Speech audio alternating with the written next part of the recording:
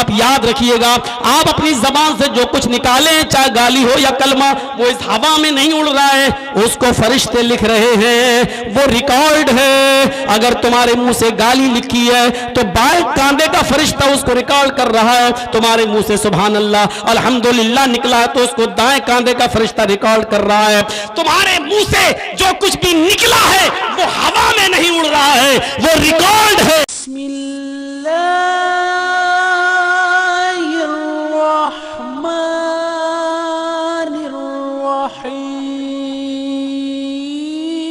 अस्सलामु अलैकुम वरहमतुल्लाहि वबरकातुह। अल्हम्दुलिल्लाह नहमदुहु व नस्तईनुहु व नस्तगफिरुह व नऊज़ु बिल्लाहि मिन शुरूरि अनफुसिना व मिन सय्यिआति अअमालिना। मन यहदिहिल्लाहु फला मुज़िल्ल लहु व मन युज़लिल्हु फला हादिय लहु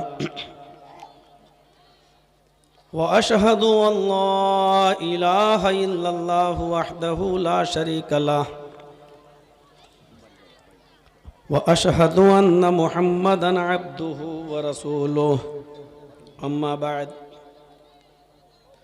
फ़इन्न खैरल हदीस किताबुल्लाह व खैरल हदी हदी मुहम्मदिन सल्लल्लाहु अलैहि वसल्लम व शर्रल उमूरि मुहदसातुहा व कुल्ल मुहदसतिन बिदअह व कुल्ल बिदअतिन ज़लालह व कुल्ल ज़लालतिन फिन्नार। अऊज़ु बिल्लाहि मिनश शैतानिर रजीम। बिस्मिल्लाहिर रहमानिर रहीम। या अय्युहल्लज़ीना आमनु उदखुलू फिस्सिल्मि काफ़्फ़ा वला तत्तबिउ खुतुवातिश शैतान इन्नहु लकुम अदुव्वुम मुबीन। रब्बिश्रह ली सदरी व यस्सिर ली अमरी वहलुल उक़दतम मिन लिसानी यफ़क़हू क़ौली। निहायत ही मुअक्कर उस्ताज़ुल असातिज़ा फ़ज़ीलतुश शेख मौलाना मुज़म्मिलुल हक़ अल मदनी हफ़िज़हुल्लाह बार बार इस इजलास के लिए हम पर राब्ता करने वाली और इस इलाक़े की एक अज़ीम शख्सियत फ़ज़ीलतुश शेख मौलाना मोतियुर रहमान साहब अल मदनी हफ़िज़हुल्लाह और उनके अलावा स्टेज पर बैठे हुए दीगर मुअक्कर व मुअज़्ज़ज़ उलमाए किराम, मुअज़्ज़ज़ सामईन हज़रात, इस्लामी ख़वातीन माँ और बहनों, कौम व मिल्लत के लायकवर नौजवानों, मुस्तक़बिल के होनहार अज़ीज़ बच्चों, दिन का ये प्रोग्राम था और आप इस प्रोग्राम को काफ़ी देर से सुन रहे हैं और अब ये अपनी आखिरी कड़ी की तरफ रवां और दवां है। अल्लाह रब्बुल आलमीन आपके इस इजलास को जिस मकसद के तहत आपने ये रखा है उस मकसद में आपको कामयाबी अता फ़रमाए और इस इजलास को कामयाबी से हमकिनार फ़रमाए। मैंने कुरान करीम की बहुत ही एक छोटी सी आयत आपके सामने तिलावत की है जिसमें अल्लाह रब्बुल आलमीन ने मोमिनों को हुक्म दिया है कि या अय्युहल्लज़ीना आमनु उदखुलू फिस्सिल्मि काफ़्फ़ा। आए ईमानो वालो, तुम इस्लाम के अंदर पूरे के पूरे दाखिल हो जाओ। हमें अल्लाह रब्बुल आलमीन का इस बात पर शुक्र अदा करना चाहिए कि उसने हमें और आपको मुसलमान बनाया। हमें इस बात पर खुशी का इजहार करना चाहिए कि उसने हमें और आपको इस्लाम की दौलत से माला माल किया। हमें इस बात पर और अपनी इस तकदीर पर खुश होना चाहिए कि अल्लाह रब्बुल आलमीन ने हमें और आपको कुरान करीम जैसी एक मुक़द्दस किताब अता फ़रमाई। ये इस्लाम जो एक बड़ी अजीम नेमत है, और जिस इस्लाम को बार बार अल्लाह रब्बुल आलमीन ने कहा कि हमने इसको पसंद किया है, यही हमारा पसंदीदा दीन है। आप कुरान पढ़िए तो आपको पता चलेगा कि अल्लाह ने इस इस्लाम के बारे में कहा कि इन्ना दीना इंदल्लाहिल इस्लाम। अल्लाह की दृष्टि में, अल्लाह की नज़र में इस्लाम पसंदीदा मज़हब है। इस्लाम से ज़्यादा बेहतर और इस्लाम से ज़्यादा मकबूल कोई दीन अल्लाह रब्बुल आलमीन की नज़र में नहीं है। इंदल्लाहिल इस्लाम, अल्लाह के नज़दीक इस्लाम ही बेहतर मज़हब है। और एक दूसरी जगह अल्लाह रब्बुल आलमीन ने फरमाया वमन यब्तगी गैरल इस्लामी दीनन फलन युक़बल मिन्हु।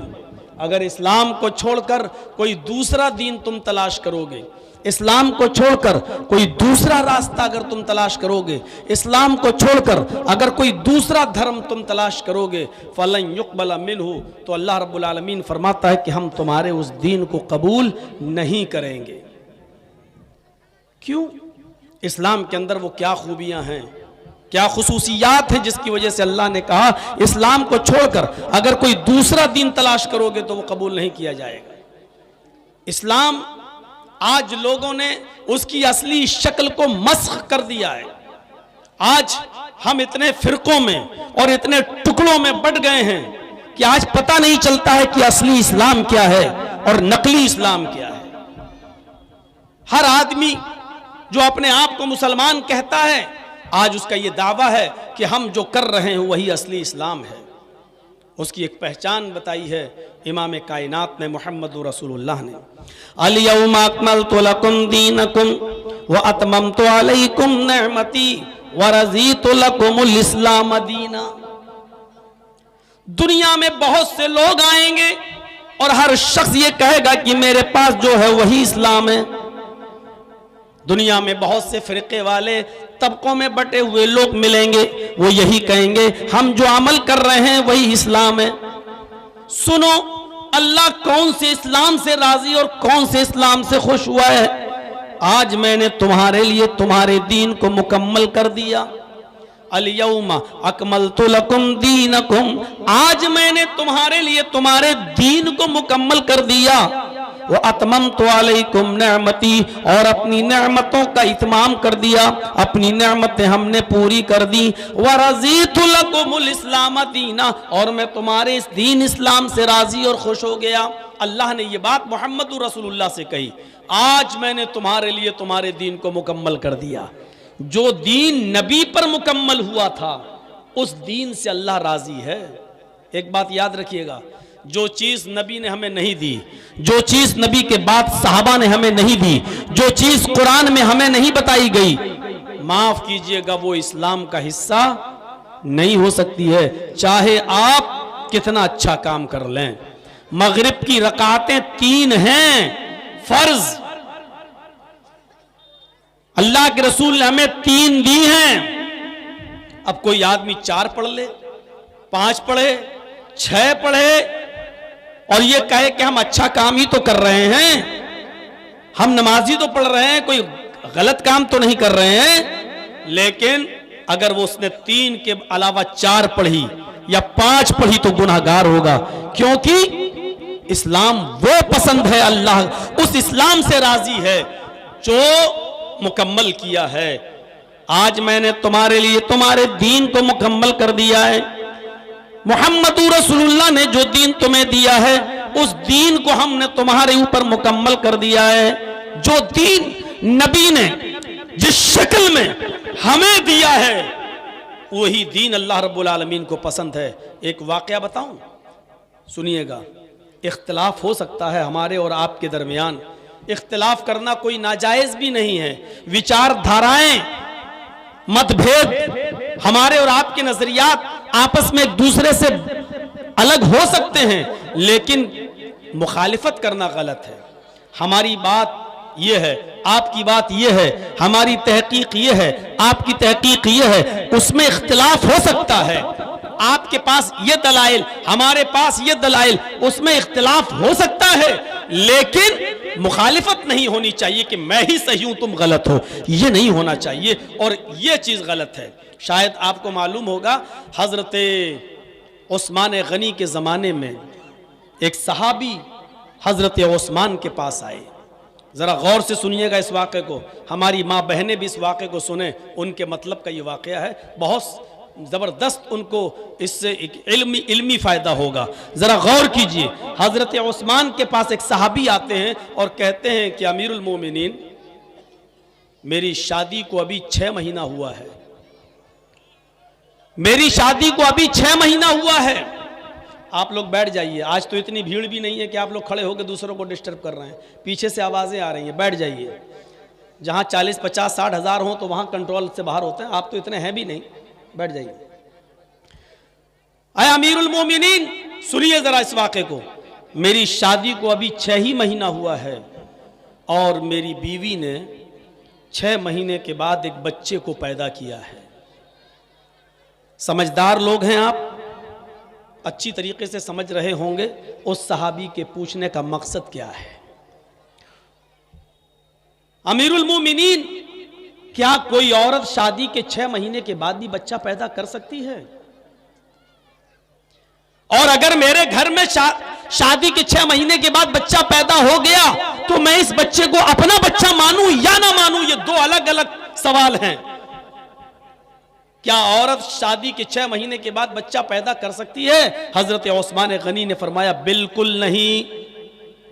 कहा अमीरुल मोमिनीन, लेकिन मेरे घर में शादी के 6 महीने के बाद बच्चा पैदा हुआ है, उस बच्चे को मैं क्या दर्जा दूं, अपना बच्चा या वो नाजायज बच्चा?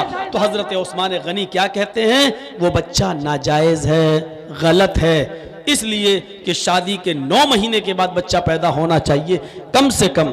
पेट में उसकी 9 महीने का बच्चा, 6 महीने का बच्चा कैसे पैदा हो सकता है? ये तो गलत है। इत्तिफाक देखिए, इत्तिफाक देखिए, हाफिज अहमद इब्न हजर अल अस्कलानी रहमतुल्लाह अलैह लिखते हैं कि ये जुमेरात का दिन था, फतहुल बारी में ये जुमेरात का दिन था, और उस आदमी ने ये सवाल किया, हजरत उस्मान गनी ने कहा नहीं, तुम्हारी बीवी बदचलन है, इसका मतलब ये कि शादी से पहले उसने कहीं नाजायज ताल्लुक कायम किया था। और सुबह होते हुए जब जुमे का दिन आया तो जुमे के दिन हजरत उस्मान गनी ने खुतबा दिया जुमे का, और उस खुतबे के अंदर उस सहाबी को जो सामने बैठे थे फरमाया कि तुम्हारी बीवी बदचलन है, और अगले जुमे को, नेक्स्ट आने वाले जुमे को तुम्हारी बीवी को पत्थरों से मार मार के संसार किया जाएगा। जिनाकार औरत को सीने के बराबर गाड़ गाड़ कर जमीन पर पत्थरों से मार मार के उसको खत्म कर दिया जाएगा, क्योंकि तुम्हारी बीवी ने 6 महीने के बाद, 6 महीने के अंदर बच्चा पैदा किया है। हजरत उस्मान गनी रज़ी अल्लाह ताला अन्हु जब मिंबर से उतरते हैं और नमाज अदा करते हैं, नमाज जुमा पढ़ाते हैं, उसी मस्जिद के अंदर हजरत अली भी मौजूद हैं। अब देखिए इख्तिलाफ, 2 सहाबी का इख्तिलाफ। हजरत अली रज़ी अल्लाह ताला अन्हु उठते हैं और सीधे मुसल्ले पर आते हैं और कहते हैं, लोगों, अमीरुल मोमिनीन उस्मान गनी के पीछे नमाज पढ़ने वालों, इनका खुतबा सुनने वालों, थोड़ी देर बैठे रहना। जहां तक हजरत उस्मान गनी का मामला है, इन्होंने एक गलत मसला बयान कर दिया है, एक मसले को इन्होंने गलत तरीके से बयान कर दिया है, या तो इनको पता नहीं था, लिहाजा हम चाहते हैं कि अमीरुल मोमिनीन से कुछ इस सिलसिले में डिस्कस हो जाए, तुम भी यहां बैठो। सब लोग बैठ गए। हजरत उस्मान ने एक शख्स को यह हुक्म दिया कि उसकी बीवी को अगले जुमे में लाया जाएगा और उसको कत्ल कर दिया जाएगा, पत्थरों से मारा जाएगा, क्योंकि 6 महीने में अगर बच्चा पैदा कर रही है तो इसका मतलब वो पहले से गड़बड़ है, उससे जिना का सुदूर हुआ है। हजरत अली फरमाते हैं, अमीरुल मोमिनीन, आए उस्मान, अमीरुल मोमिनीन, आपने जो मसला बताया है वो मसला बिल्कुल गलत है। औरत 6 महीने के अंदर भी बच्चे को पैदा कर सकती है। हजरत उस्मान गनी उठते हैं और कहते हैं कि अली, यहां मनमानी नहीं चलेगी कि तुमने जो कह दिया मान लिया। हम और तुम दोनों दलील के मोहताज हैं। अल्लाह के नबी के जमाने में क्या कभी ऐसा कोई केस आया? क्या अल्लाह के नबी सल्लल्लाहु अलैहि वसल्लम ने कभी किसी 6 महीने में होने वाले बच्चे को उसके बाप को हुक्म दिया हो कि इसको अपना बेटा मानो? ऐसा कोई वाकया पेश आया? क्या कुरान में कोई दलील है, हदीस में कोई दलील है? हजरत अली फरमाते हैं, अमीरुल मोमिनीन, ये सच है कि अल्लाह के नबी के ज़माने में ऐसा कोई वाक़या पेश नहीं आया, किसी औरत ने 6 महीने में बच्चा पैदा नहीं किया। ये सच है। क्या अल्लाह के रसूल ने 6 महीने में पैदा होने वाले बच्चे को अपना बाप का बच्चा माना? फरमाया ये भी सच है, जब पैदा ही नहीं हुआ नबी के ज़माने में तो आप क्यों अपनाएंगे? ऐसा नहीं हुआ। तो कहा फिर तुम किस दलील की बुनियाद पर कह रहे हो कि 6 महीने में बच्चा पैदा कर सकती है? कहा कुरान में आया है। हजरत अली ने कहा कुरान में आया है। अब सुनिए, हजरत उस्मान कहते हैं वाह आए अली, आपने कुरान पढ़ा और हमने नहीं पढ़ा। कुरान तुम ही पढ़ते हो, हम नहीं पढ़ते हैं। मुझे बताओ कहां लिखा है कुरान के अंदर कि 6 महीने में बच्चा पैदा हो जाए तो वो बच्चा जायज बच्चा होगा? दलील दो। हजरत अली फरमाते हैं अब मैं तुम्हें दलील दे रहा हूं, बैठो। हजरत उस्मान गनी कहते हैं मैं तो बैठा ही हुआ हूं, खड़े तो तुम और दलील पेश करो। बगैर दलील के बात नहीं मानी जाएगी। दलील दो, कुरान में कहां आया है? हजरत अली रज़ी अल्लाह ताला अन्हु दलील देते हैं। अमीरुल मोमिनीन उस्मान, ए भैया नौटंकी बंद कराओ, बहुत हो गया है, तेरा चैनल बहुत दिनों से चल रहा, बहुत पैसा कमा रहा है तू, बैठ जा। कितनी देर हो गई और अभी तक सेटिंग नहीं बना पाया ये अपना। इतनी देर में तो लड़की सेटिंग होके भाग जाती है।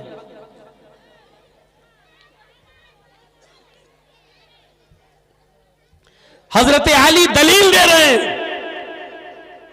अमीरुल मोमिनीन सुनिए, वल वालिदातु युरज़िना औलादहुन्ना हौलैनि कामिलैन।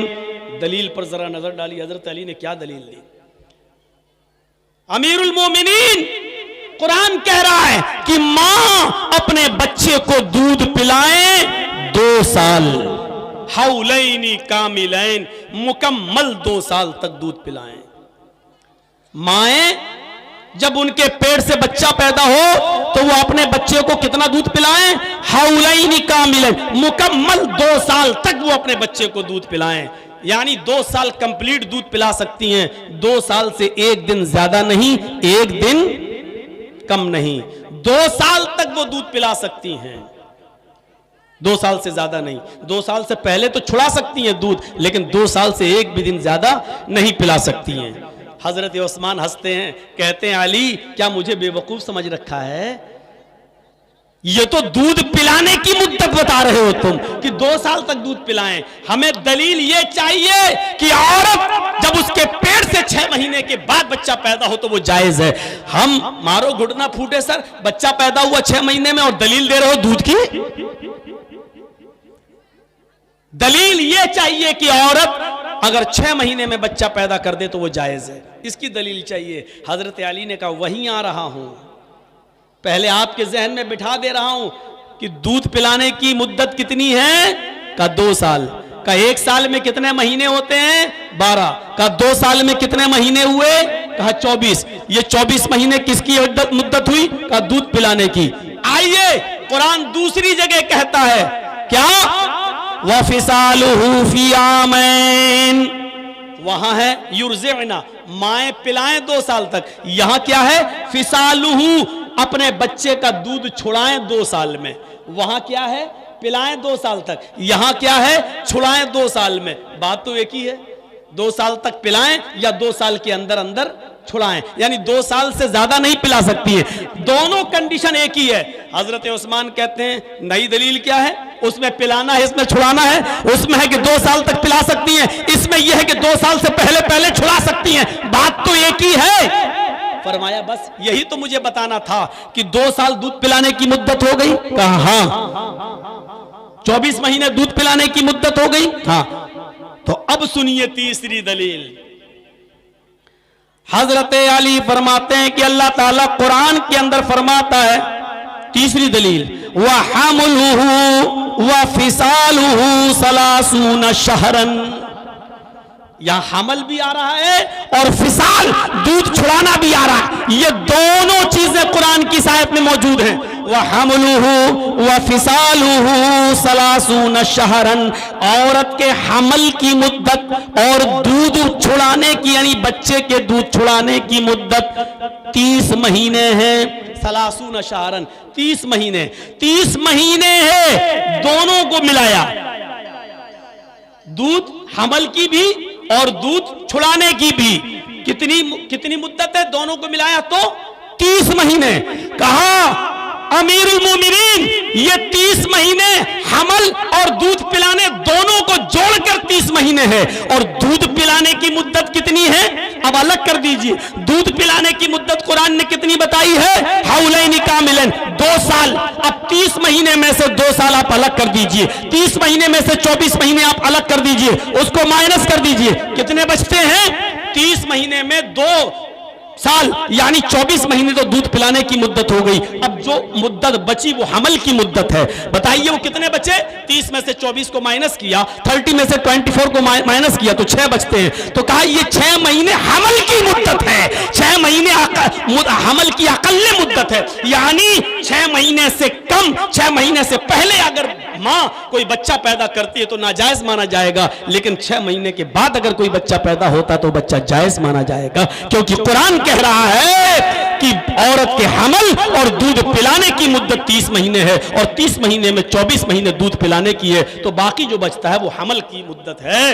हजरत उस्मान गनी का सर चकरा जाता कि हजरत अली की इस दलील पर, लेकिन दलील आ जाने के बाद हमारी तरह जिद्दी नहीं थे कि हमने जो कह दिया वो मान लेंगे, वही बात मानी जाएगी। हजरत उस्मान फिर मिंबर पर दोबारा खड़े होते हैं और खड़े होने के बाद कहते हैं, लोगों, हजरत अली रज़ियल्लाहु ताला अन्हु ने जो दलील पेश की वो कुरान से दलील आ जाने के बाद अब हमें कुछ कहने की जरूरत नहीं है।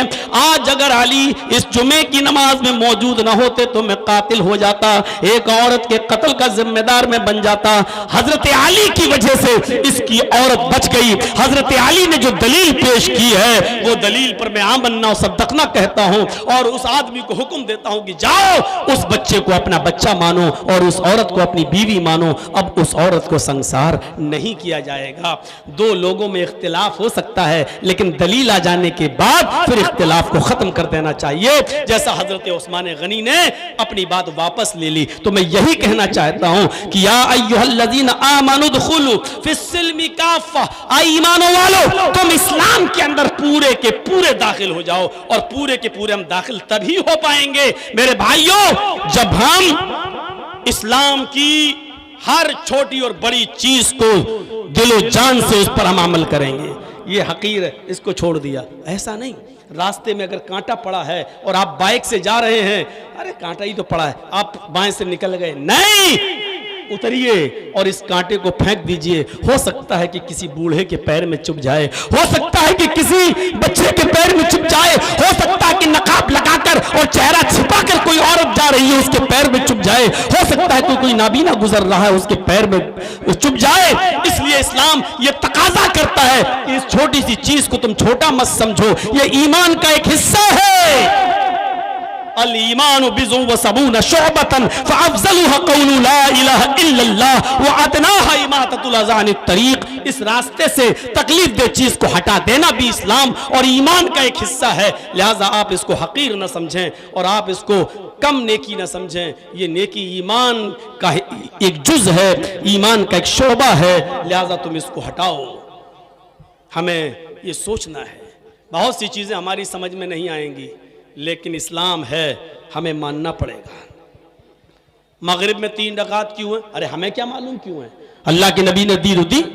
हम लोग सर्दियों के दिनों में मोज़ों पर मसा करते हैं, ये मोज़ों पर ऊपर से मसा किया जाता है, आप सब जानते हैं। अपने हाथों की उंगलियों को तर करो और ऐसे अपने हाथ फेर लो, ये मोज़े का मसा है। जबकि अक्ल ये कहती है कि मसा नीचे करना चाहिए, क्योंकि मिट्टी या गंदगी या नापाकी नीचे लगेगी। लेकिन नीचे अल्लाह के रसूल ने हाथ फेरने का हुक्म नहीं दिया है, बल्कि ऊपर दिया। क्यों दिया हमें क्या मालूम, हमें आमन्ना और सद्दकना कहना है। अल्लाह के नबी ने फरमाया, मक्खी जब तुम्हारे खाने या पीने की चीज में गिर जाए तो उसको पूरा डुबो दो, ये नहीं कहा निकाल के फेंक दो, फरमाया उस मक्खी को पूरा डुबो दो और उस वक्त तक उस मक्खी को डुबोए रहो जब तक कि वो मर न जाए। जब वो मर जाए तो उसको निकाल के बाहर फेंक दो और पीने वाली चीज को आप पी सकते हो, खाने वाली चीज को आप खा सकते हो, वो चीज हराम नहीं है।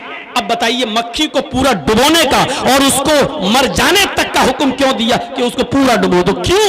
और उस वक्त तक डूबा रहने दो जब तक कि वो मर न जाए, क्यों? हाँ, अकल में नहीं आ रहा। वो तो आज मेडिकल साइंस कहती है कि उसके एक पर में बीमारी होती है तो दूसरे पर में शिफा होती है। मक्खी जब खाने और पीने की चीज में गिरती है तो पहले बीमारी वाला पर डालती है, उस बीमारी से वो खाना या वो पानी पीने की चीज उस बीमारी उस पर की बीमारी उसमें मिल गई, लेकिन दूसरे पर में उसकी शिफा है। जब तुम उसको डुबो दोगे तो उसकी शिफा उस बीमारी को काट देगी। उस दूसरे पर में जो सेहत है, जो तंदुरुस्ती है, जो शिफा है, वो शिफा उस बीमारी के असर को खत्म कर देगी। ये आज की मेडिकल साइंस कहती है, उस जमाने में समझ में नहीं आता था। आज के डॉक्टर्स की रिसर्च, आज के डॉक्टर की तहकीक ये कह रही है कि उसको पूरा डुबो ही देना चाहिए, क्योंकि उसके दूसरे पर में शिफा होती है। मेरे भाइयों, अल्लाह के नबी ने कह दिया, हमें मानना है, हमें उस पर अमल करना है, हमारी अकल में आए या ना आए। सबसे 5 वक्त की नमाज में सबसे ज्यादा मुश्किल नमाज कौन सी है? फजर की। आदमी फजर में जल्दी नहीं उठ पाता है, लेकिन आप देख लीजिए जो सबसे ज्यादा मुश्किल नमाज है उसकी तादाद 10, 12, 15 होनी चाहिए थी, लेकिन 2 ही है।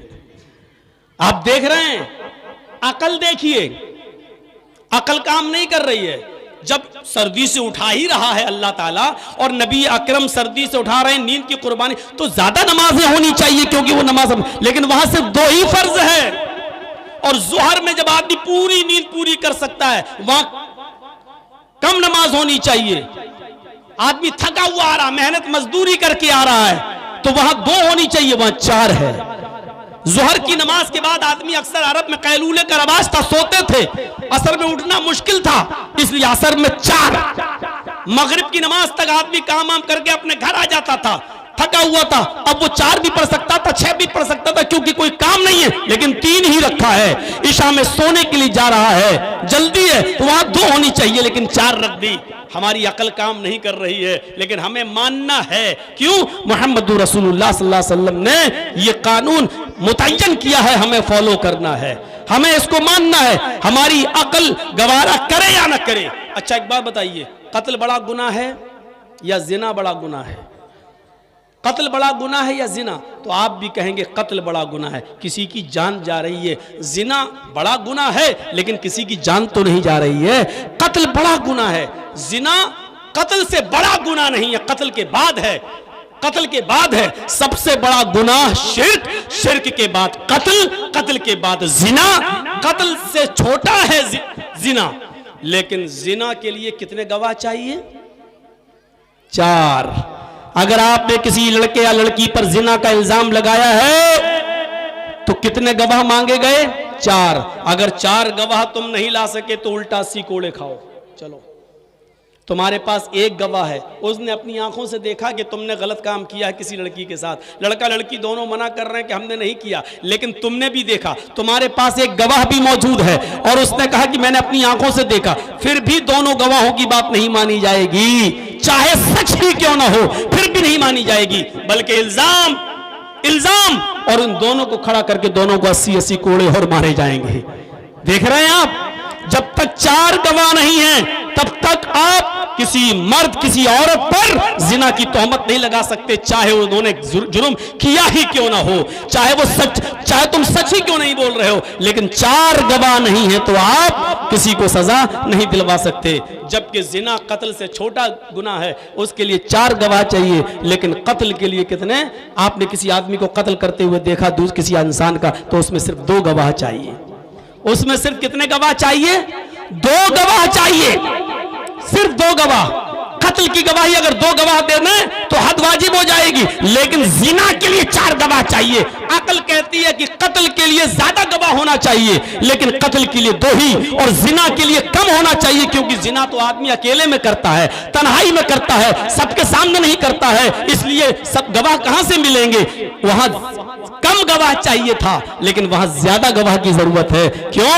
क्योंकि ताकि तुम किसी की लड़की पर या लड़के पर जिना की तोहमत लगा के उसकी जिंदगी बर्बाद मत कर सको, ताकि किसी को समाज में ऐसा ना हो कि मुंह दिखाने के लायक ना छोड़ सको। इसलिए 4 गवाह लाओ। न तुम 4 गवाह जब तक ढूंढोगे तब तक तो ये भाग जाएंगे, तब तक तो हो गया इन लोगों का काम। जाओ ढूंढो, एक एक को पकड़ के लाओ, तुमने अपनी आंखों से देखा। जब तक तुम 4 गवाह ढूंढोगे तब तक तो ये तो अपना निपट गए, भाग गए। अब लाओ 4 गवाह, नहीं, और तुम्हारी अकेली गवाही मानी नहीं जाएगी। इनके लिए तौबा का दरवाजा खुला है, अपने गुनाहों की माफी मांगकर अल्लाह को मना सकते हैं, अल्लाह के सामने गिड़गिड़ा सकते हैं, लेकिन तुम्हें अपनी जबान खोलने की इजाजत नहीं है। अगर खोलोगे तो इल्जाम माना जाएगा, और इल्जाम लगाने वालों की सजा 80 कोड़े है। जर्जीस ने देखा कि फलां आदमी ने जिना किया है और कह रहा है और सच्चा भी है, फिर भी जर्जीस की बात नहीं मानी जाएगी, बल्कि जर्जीस को 80 कोड़े मारे जाएंगे। और 80 कोड़े मारने के बाद भी जानते हो क्या हो गया? 80 कोड़े मारने के बाद अब जर्जीस की पूरी जिंदगी भर कोई गवाही मोतबर नहीं होगी। अब अगर जर्जीस ये कहता है कि चांद हुआ है, मैंने अपनी आंख से देखा है रोजे का चांद, तो जर्जीस की गवाही नहीं मानी जाएगी, क्योंकि जर्जीस जब किसी एक लड़की पर या लड़के पर तोहमत लगा सकता है तो फिर ये चांद के बारे में भी गलत गवाही दे सकता है। मेरे भाइयों, कुरान क्या कहता है? ला तक़बलु शहादतन अबदा, फिर इनकी कभी कोई शहादत, फिर इनकी कोई कभी गवाही कबूल नहीं की जाएगी। इतनी बड़ी सजा इस्लाम मुतय्यन कर रहा है, जबकि जर्जीस सच्चा है, उसने देखा है जिना करते हुए, लेकिन चूंकि अकेला था, 4 गवाह नहीं ला सका, इसलिए इल्जाम माना जाएगा, 80 कोड़े भी खाएगा और पूरी जिंदगी जर्जीस की गवाही भी नहीं मानी जाएगी। ये इस्लाम के उसूल हैं, ये इस्लाम के ज़ाब्ते हैं जो हमारी अकल में आए या ना आए, लेकिन हमें फॉलो करना है, हमें मानना है। जैसे ट्रैफिक नियम होते हैं, ट्रैफिक नियम जानते हैं आप? ट्रैफिक नियम, दिल्ली जाइए, बंबई जाइए, कलकत्ता जाइए, बड़े बड़े शहरों में आप अपना मालदा चले जाइए, तो ट्रैफिक क्या होता है? गाड़ी चल रही है, पुलिस नहीं लगती है। अब बड़े बड़े शहरों में पुलिस नहीं लगती है, अब उन्हीं में कैमरे लगे हुए हैं, लाइटें जल रही हैं, जैसी लाल लाइट होगी आपको गाड़ी रोकना है, और जैसी ग्रीन सिग्नल होगा गाड़ी आगे बढ़ाना है। जर्जीस साहब 4 व्हीलर पे चल रहे हैं, रेड सिग्नल हो गया, गाड़ी रोक दी। अच्छा, गाड़ी को सिग्नल ने रेड सिग्नल, गाड़ी रोक दी। ये सिग्नल क्यों बनाए गए हैं? ताकि एक्सीडेंट ना हो, ताकि किसी की जान न जाए। मकसद क्या है? जान न जाए। अब जर्जीस साहब देख रहे हैं लाल सिग्नल है, लेकिन हमें तो आगे जाना है, सामने से तो कोई आ ही नहीं रहा है, ना इधर से कोई आ रहा है ना उधर से, चारों तरफ सड़क खाली है, फिर ये रेड सिग्नल क्यों ना तोड़ दें हम इसको। फौरन उठाया और चल दिए, हमने अपनी गाड़ी को आगे बढ़ाया। फौरन जर्जीस साहब के मोबाइल में मैसेज आ गया, आपका इतना रुपया चालान कट के बैंक से कट गया। अब बड़े बड़े शहरों में ऐसा ही हो रहा है, मोबाइल में मैसेज आ गया, चालान कट गया। गाड़ी आ रही हो या नहीं आ रही हो, चौराहा बिल्कुल साफ क्यों ना हो, खाली क्यों ना हो, लेकिन रेड सिग्नल है, तुम्हें रुकना पड़ेगा, तुम्हें रुकना पड़ेगा। अब आप चाहे कितनी अकल से दलील दो, अरे साहब जब कोई आ ही नहीं रहा था तो क्यों रुकता मैं, अरे रास्ता खाली था, मुझे हॉस्पिटल जाना था, फिर क्यों रुकूं मैं नहीं रुका, अरे किसी का एक्सीडेंट तो नहीं हुआ, कुछ नहीं चलेगा। तुमने नियम को तोड़ा है, इसलिए तुम्हें सजा मिलेगी, चालान तुम्हारा कटेगा। मेरे भाइयों, हमारी समझ में आए या ना आए, लेकिन नियम को फॉलो करना है। एक मर्द को 4 बीवी की इजाजत दी है, लेकिन एक औरत को 4 मर्द रखने की इजाजत नहीं। अब तो इसकी मसलहतें भी सामने आ गई हैं, लेकिन आए या ना आए, हमें मानना है। हुक्म नहीं है कि करो, 2 तो आदमी रख नहीं पा रहा, 4 कहां से रखेगा? एक को तो संभाल नहीं पा रहा आज के जमाने में, 4 को। हम एक बार जब पाकिस्तान पहुंचे तो हमारी दावत थी उमर शरीफ की, हाँ अब तो खैर अभी कुछ दिन पहले इंतकाल कर गया वो, हंसाने वाला। जैसे हमारे इंडिया में कपिल शर्मा है, ऐसे ही वहाँ उमर शरीफ था हंसाने वाला। उसको मेरी तकरीर बड़ी पसंद आई, उसने मुझे दावत दी। जब मैं उसकी दावत में गया तो कहने लगा, मौलाना हमारे यहाँ जिसकी दावत होती है 3 टाइम होती है, नाश्ता और दोपहर में और शाम को। मैंने कहा क्यों? कहा मौलाना मेरी 3 बीवी हैं, एक नीचे रहती है, एक बीच में, एक ऊपर। अगर एक नाश्ता आपने एक के यहाँ कर लिया तो वो दोनों झगड़ती हैं, तो इसलिए पूरे दिन की दावत आपको करना पड़ेगी। हमने कहा ठीक है भैया, मौलवी आदमी हूं, दावत का तो भूखा रहता ही हूं, ठीक है। 3 टाइम की दावत उसके यहाँ खा ली मैंने, सुबह भी, दोपहर में भी, शाम में भी। मैंने उससे कहा, हंसाने वाला तो था ही, तो मैंने उससे मजाक में कहा, माशाल्लाह आपने 3 कर ली, संभालते हैं? हाँ मौलाना। हमने कहा ये बताइए, मस्जिद आपके करीब थी, जोहर की नमाज मैंने आपकी मस्जिद में पढ़ी, आप बाहर खड़े रहे, नमाज नहीं पढ़ते हैं और मुझे अपने घर लाए। शाम को ईशा की नमाज के में भी आप बाहर खड़े रहे और मुझे बाहर से ले लिया, यहाँ तुम लाए नहीं, मुझे मस्जिद में आए नहीं और घर पे ले आए, नमाज क्यों नहीं पढ़ते हो? उसने कहा मैं नमाज पढ़ के क्या करूंगा, मैं तो वैसे ही जन्नती हूं। मैंने कहा जन्नती हो? कहने लगा अल्लाह की कसम मैं जन्नती हूं। हंसाने वाले लोग किसी की भी कसम खा सकते हैं। मौलाना मैं तो जन्नती हूं। मैंने कहा जन्नती, इतने कन्फर्म क्यों कह रहे हो, कैसे? बोला मौलाना अल्लाह की कसम मैं जन्नती हूं। मैंने क्यों? कहा मैंने जहन्नम दुनिया ही में देख ली है। मैंने कहा क्या मतलब? बोला ये 3-3 बीवी में जो रख रहा हूं ना, मैंने जहन्नम दुनिया ही में देख ली है। इसलिए अल्लाह ताला 2 जहन्नम किसी बंदे को नहीं दे सकता है। दुनिया में जिसने जहन्नम भुगत ली, अल्लाह ताला कयामत के दिन डायरेक्ट कहेगा जाओ मेरे बंदे को जन्नत में डालो, ये जहन्नम दुनिया में भुगत के आया। जब मैं जन्नत की तरफ जा रहा हूँगा, जिसकी दुनिया में 1 बीवी होगी, ऐसे जा रहा होगा, फरिश्ता पूछेगा है कहाँ जा रहा है? जन्नत में। कितनी बीवी थी? 1। बड़े आराम करके आए हो, ऐश की जिंदगी गुजार के भाग, पहले जहन्नम में जाओ। मैंने कहा और तुम? कहा मैं तो कमर में दर्द, घुटने में दर्द, ऐसे ऐसे जाऊंगा लंगड़ाते हुए। फरिश्ता पूछेगा है कहाँ जा रहे हो? कहूंगा जन्नत में। है जन्नत में जा रहे हो? क्या दुनिया में कितनी बीवी थी? कहा 3। अरे जाओ जाओ जाओ, तुम तो दुनिया ही में जहन्नम भुगत के आए हो, जाओ जाओ, हमारे लिए तो 8 दरवाजे खुल जाएंगे। मजाक किया उसने, मजाकी था इसलिए मजाक किया। लेकिन मेरे भाइयों इसमें कहीं कहीं सच्चाई भी होती है। हिंदुस्तान में तो ये चीज है, ये अरब नहीं है कि जहां 2 बीवी रख लो, 3 बीवी। मैं ये नहीं कह रहा हूं कि नहीं रख सकते हो, लेकिन ये सऊदीया नहीं है, यहां इतनी आसानी के साथ आप नहीं रख सकते हैं, इतनी आसानी के साथ। तो मेरे भाइयों इस्लाम का एक कानून है, वो हमें फॉलो करना है, हमें फॉलो करना है, चाहे वो हमारी समझ में आए या ना आए। अल्लाह के नबी ने फरमाया जब बच्चा बिस्तर पे, लड़का बिस्तर पे या आपके कपड़ों पे पेशाब कर दे, उस पर पानी की चींटे मार लो, कपड़ा पाक है, नमाज पढ़ लो, जाओ, आपकी नमाज हो जाएगी। लेकिन जब आपकी बच्ची छोटी हो और वो आपके कपड़े पे पेशाब कर ले, तो उस पर छींटा नहीं मारा जाएगा, बल्कि उसको धुला जाएगा, और धुलने के बाद ही वो पाक होगा। लड़के के पेशाब को छींटा मारने से पाक, लड़की का पेशाब धोए बगैर पाक नहीं। दोनों में क्या मसलहत है मेरे भाइयों? आज की साइंस ने तरक्की करके बताया, लेकिन उस जमाने में तो साइंस नहीं थी। लेकिन अल्लाह के रसूल का ये हुक्म आज भी है, हमें लड़की के पेशाब को धोना पड़ेगा, लड़के के पेशाब पे छींटे मारना पड़ेंगे। हमारी समझ में आए या ना आए, अकल हमारी गवारा करे या ना करे, लेकिन फॉलो करना पड़ेगा। यही इस्लाम का मिजाज है, यही इस्लाम का निजाम है, यही इस्लाम चाहता है कि हमें हर हाल में इस्लाम के उसूल और इस्लाम के कानून पे चलना चाहिए, चाहे वो हमारी अकल के खिलाफ हो, चाहे वो हमारे अकल के मुआफिक हो, हमें उस पर अमल करना है मेरे भाइयों। इसलिए कुरान क्या कहता है? या अय्युहल्लज़ीना आमनू उदखुलू फिस्सिल्मि काफ़ा, ईमान वालो तुम इस्लाम के अंदर पूरे के पूरे दाखिल हो जाओ। एक मिसाल और देता हूं, पूरे के पूरे दाखिल हो जाओ, आधे अधूरे नहीं। सुबह सोते रहे, जोहर में जाके नमाज पढ़ ली, असर में पढ़ ली, मगरिब में पढ़ ली, ईशा पढ़ी नहीं, सो गए। रमजान के रोजे रख लिए, 5-6 रख लिए, 24-25 छोड़ दिए। या रमजान के 2-4 रोजे, 2-4 नमाजें पढ़ लेने से हम मुसलमान नहीं हो जाएंगे।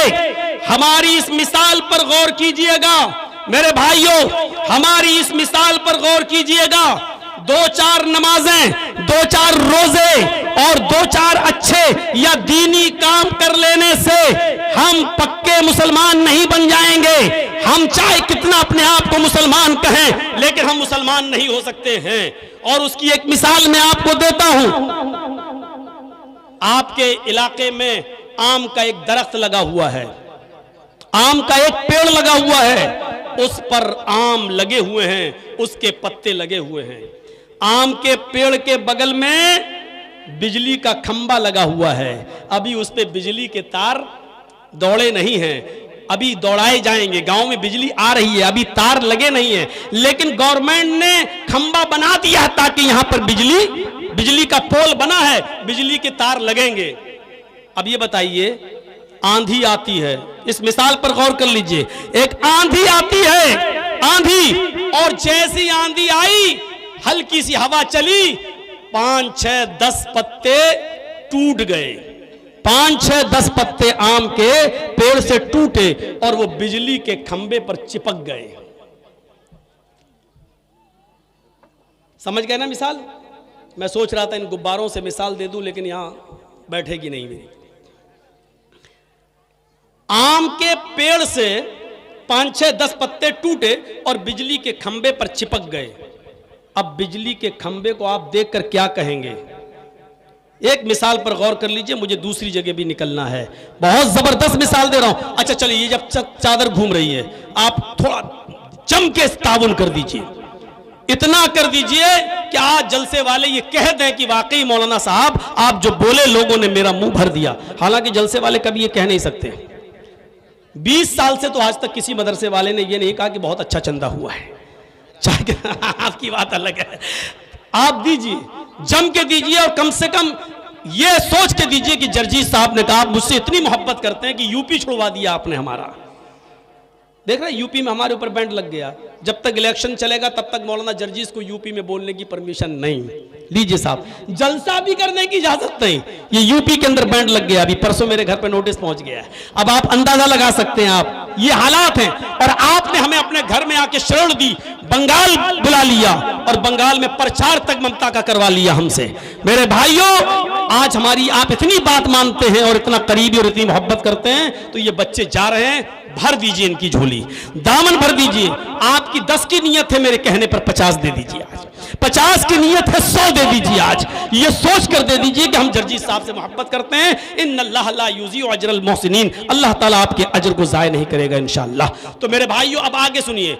उस दरख्त के 10 पत्ते टूट के बिजली के खंबे पर जब चिपक गए, तो क्या बिजली के खंबे को अब आप देखकर क्या कहेंगे? आम का पेड़?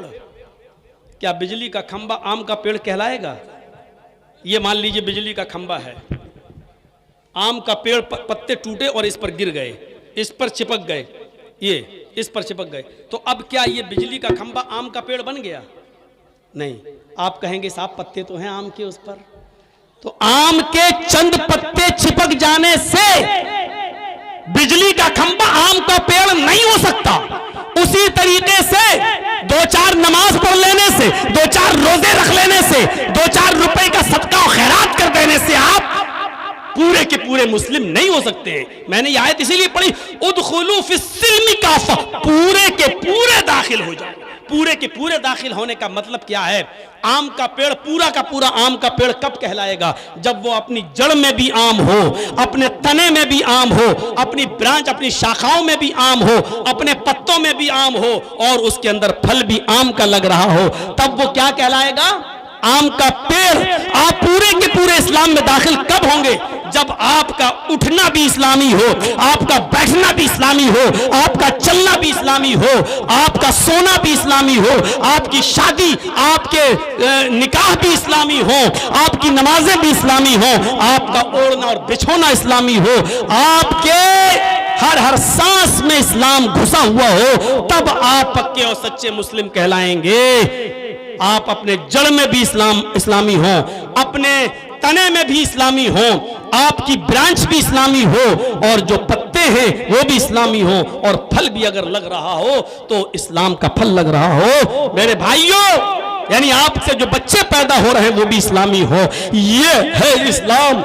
जिस तरीके से आम, बिजली के खंबे पर आम के 2-4 पत्ते गिर जाने से बिजली का खंबा आम का पेड़ नहीं हो सकता है, उसी तरीके से 2-4 नमाजें पढ़ लेने से हम मुसलमान पक्के सच्चे मुसलमान नहीं हो सकते हैं। पक्के सच्चे बनिए। कुरान ने कहा उदखुलू फिस्सिल्मी काफा, पूरे की पूरे दाखिल हो जाओ। एक और मिसाल, जब बच्चा 7 साल का हो जाए, नमाज ना पढ़े तो उसको नमाज के लिए ले जाओ, उंगली पकड़ के चलाओ, उसको नमाज का पाबंद बनाओ। जब बच्चा 10 साल का हो फिर भी नमाज ना पढ़े तो उसको मार मार के मस्जिद में ले जाओ, फजरिबूहुम, उनको मारो। 10 साल के बाद बच्चे को पीटने का और मारने का हुक्म है नमाज के लिए। अगर वो नहीं पढ़ता तो उसको मारो। इसका मतलब ये कि 7 साल का बच्चा गलती कर सकता है, कभी पढ़ेगा कभी नहीं पढ़ेगा। 8 साल का बच्चा भी कभी पढ़ेगा कभी नहीं पढ़ेगा। आप उस पर जबरदस्ती मत करना। हाँ, उसकी आदत बनवाना, उसकी आदत डलवाना, फजर में उठाना, कभी सो जाए सोने देना, हाँ फिर उसको आदत बनाना। लेकिन 10 साल तक, 7, 8, 9, 10, ये 4 साल तक जब आपने उसकी आदत बना दी, तब फिर 10 साल के बाद उसकी ऊपर माफ नहीं है। फिर अगर ना पढ़े तो उसको मार मार के ले जाओ। यानी वो छोटा है, उसकी गलती माफ की जा सकती है, लेकिन 10 साल के बाद उसकी गलती माफ नहीं की जा सकती है। उसको नमाज पढ़ने जाना है, हर हाल में जाना है। न पढ़े तो बाप का ऑर्डर है कि वो मारेगा। मेरे भाइयों, इस्लाम लाने से पहले हमने जो गुनाह किए हैं वो माफ हैं। इस्लाम लाने के बाद अब आपको सोच समझ कर कोई कदम उठाना है। अब आपका हंसना भी इस्लामी होना चाहिए, रोना भी इस्लामी होना चाहिए। आप जो अपनी जबान से बोल रहे हैं, माँ की गाली हो, बहन की गाली हो, या बेटी की गाली हो, या झूठ हो, या जो चीज भी हो, या हम सुभान अल्लाह अल्हम्दुलिल्लाह का वजीफा ही क्यों ना कर रहे हो, इतना याद रखिएगा आप अपनी जबान से जो बोल रहे हैं वो इस हवा में नहीं उड़ रही हैं। आप याद रखिएगा आप अपनी जबान से जो कुछ निकाले, चाहे गाली हो या कलमा, वो इस हवा में नहीं उड़ रहा है, उसको फरिश्ते लिख रहे हैं, वो रिकॉर्ड है। अगर तुम्हारे मुंह से गाली लिखी है तो बाएं कांधे का फरिश्ता उसको रिकॉर्ड कर रहा है। तुम्हारे मुंह से सुभान अल्लाह अल्हम्दुलिल्लाह निकला है तो उसको दाएं कांधे का फरिश्ता रिकॉर्ड कर रहा है। तुम्हारे मुंह से जो कुछ भी निकला है वो हवा में नहीं उड़ रहा है, वो रिकॉर्ड है।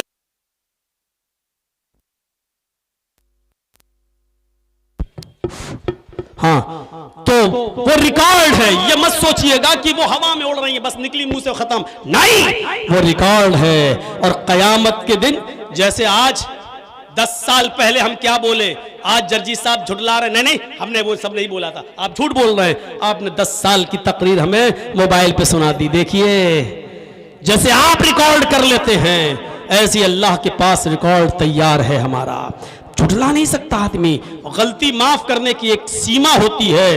बच्चा जब स्कूल में पढ़ता है, नर्सरी में, तो उसको पेंसिल दी जाती है लिखने के लिए, LKG में पेंसिल दी जाती है लिखने के लिए, UKG में पेंसिल दी जाती है लिखने के लिए, फर्स्ट और सेकंड और थर्ड और फोर्थ में, फिफ्थ तक पेंसिल दी जाती है उसको लिखने के लिए, और साथ में रेजर होता है, रबड़ होती है। गलती करता है तो मिटाई जाती है। उसकी टीचर बताती है, नहीं बेटे ऐसे नहीं, A ऐसे बनाओ, B ऐसे बनाओ, फिर उसको गलत बनता है, उसको मिटाती है। लेकिन जब वही बच्चा 5th क्लास पास करके 6 में आता है, 7th में आता है, 8 में आता है, तो उस बच्चे को फिर पेंसिल और रेजर नहीं दिया जाता बल्कि पेन दे दिया जाता है। इसका मतलब यह होता है अब तुम मंझ चुके हो, गलती करने की तुम्हारी उम्र जा चुकी है, अब तुम्हारे हाथ में पेन है, अब जो कुछ भी लिखना है सोच के लिखना, क्योंकि जो लिखोगे वो मिटाया नहीं जाएगा। मेरे भाइयों, एक मुसलमान इस्लाम का कलमा पढ़ने के बाद उसका उठना, बैठना, सोना, जागना, खाना, पीना, शादी, ब्याह, हर चीज बड़ी सोच के होनी चाहिए, क्योंकि अब यहां जो गलती करेगा वो मिटेगी नहीं, उसको फरिश्ते लिखने वाले हैं। गलती करने की उम्र तुम्हारी निकल चुकी, गुनाह करने की उम्र निकल चुकी। 7 साल, 8 साल, 9 साल, 10 साल तक, जब तक तुम 9 साल के थे तुम्हारी गलतियां मिटाई जाती थी, लेकिन अब तुम बालिग हो चुके हो। अब तुम जो भी कर रहे हो, अगर एक भी आतिशबाजी, बारात में एक भी आतिशबाजी छूटी तो उसका हिसाब देना पड़ेगा। अगर बारात में एक लड़की की भी वीडियो फिल्म बनी तो उसका हिसाब देना पड़ेगा। दूल्हा और दुल्हन की रिकॉर्डिंग हुई तो उसका हिसाब देना पड़ेगा। बारात में अगर तुमने मर्दों के साथ औरतों को एक ही बस में बिठा कर ले गए और औरतें लिपस्टिक और क्रीम और पाउडर लगा कर मर्दों के साथ में बैठी, तो ये गलती मिटेगी नहीं, ये दर्ज हो जाएगी, जो तुम्हारे कंधे का फरिश्ता इसको नोट करेगा। और याद रखिएगा कि पूरी शादी की जो वीडियो रिकॉर्डिंग दूल्हा और दुल्हन की हो रही है, ये तुमसे सवाल होगा, पूछा जाएगा। ये गलती जो तुम कर रहे हो सोच समझ के कीजिएगा, क्योंकि जो कर रहे हो वो मिटने वाली नहीं है। हमें और आपको इस्लाम लाने के बाद हर कदम बड़े सोच और समझ के करना है। हजरत अबू बकर को एक बार हजरत उमर ने देखा कि वो अपनी जबान पकड़े हैं, ऐसे जबान पकड़े हैं और कान से मिसवाक निकाल कर उस जबान को मार रहे हैं ऐसे ऐसे। हजरत उमर ने कहा ये क्या हो गया है, आप पागल हो गए हैं क्या, आपका दिमाग खराब हो गया है, जबान निकालकर मिसवाक से मार रहे हैं। हजरत अबू बकर कहते नहीं, मैं इस जबान को सजा दे रहा हूं। मैंने अल्लाह के रसूल से सुना है इस जबान की वजह से बहुत से लोग जहन्नम के अंदर दाखिल हो जाते हैं। इस जबान का एहतियात नहीं बरतते इसलिए जहन्नम में दाखिल कर दिए जाते हैं। इसलिए मैं इसको आज सजा दे रहा हूं ताकि इसके मुंह से जब भी जो चीज निकले वो सही निकले, गलत नहीं निकले। ये हजरत अबू बकर सिद्दीक का हाल है, जो जबान पर अपनी मिसवाक से उसको चोटें दे रहे हैं, एहसास दिला रहे हैं कि तेरे मुंह से कोई चीज गलत नहीं निकलनी चाहिए। अल्लाह के नबी ने फरमाया था, मैं यज़मल्ली, जो मुझे 2 चीजों की जमानत दे दे, 2 चीजों की जमानत दे दे, हम उसको अज़मन लहुल जन्नह, हम उसको जन्नत की जमानत देते हैं। और 2 चीजों में आपने क्या फरमाया, अल-फमु, पहली चीज जबान और दूसरी चीज शर्मगाह। वल फर्ज, अल फमु वल फर्ज, दो चीज़ों की ज़मानत तुम मुझे दे दो, मैं तुम्हें जन्नत की ज़मानत देता हूँ। तुम अपनी ज़बान का सही इस्तेमाल करो और अपनी शर्मगाह का सही इस्तेमाल करो तो हम तुम्हें जन्नत की ज़मानत देते हैं। यही इस्लाम है मेरे भाइयों, और इस्लाम के अंदर पूरे के पूरे हमें और आपको दाखिल हो जाना चाहिए। हमें निकलना है दूसरी जगह भी। अल्लाह से हम दुआ करते हैं कि बारे अल्लाह हमारी खताओं को माफ़ फरमा दे, हमारे गुनाहों को बख्श दे, हम जमीया मुसलमानों पर रहम फरमा। बारे अल्लाह जिस मकसद से ये चंदा ये जलसा किया गया उस मकसद में कामयाबी अदा फरमा। अल्लाह ये इदारा जो यहाँ कायम किया गया है, इस इदारे को दिन दूनी और रात चौगनी तरक्की अता फरमा, और यहाँ से दीन की तालीम की इशाअत हो और दीन की तालीम हर हर घर पहुँचे। अल्लाह इन लोगों से दीन की जो खिदमत ले रहा है इसको कबूल भी फरमा ले। जब तक तो हमें जिंदा रख, इस्लाम पर जिंदा रखना, और जब हमारा खात्मा हो तो ईमान पर हमारा खात्मा फरमाना। वमा अलैना इल्लल बलागुल मुबीन व आखिरु दअवाना अल्हम्दुलिल्लाहि रब्बिल आलमीन। अस्सलामु अलैकुम व रहमतुल्लाहि व बरकातुहू। मेरे भाइयों, ये हमारा एक साथी है, राजधानी चैनल चलाता है। आप YouTube पर राजधानी चैनल के नाम पर जब सर्च करेंगे तो आपको वो मिल जाएगा। आप उसको सब्सक्राइब कर दीजिएगा, बेल आइकन दबा दीजिए, तो आपको हमारी और हमारे अलावा और उलमा की तकरीरें आपको नोटिफिकेशन में मिलती रहेंगी। आप उनको सुन सकते हो। राजधानी चैनल है, उसको सब्सक्राइब करिए और बेल आइकन दबा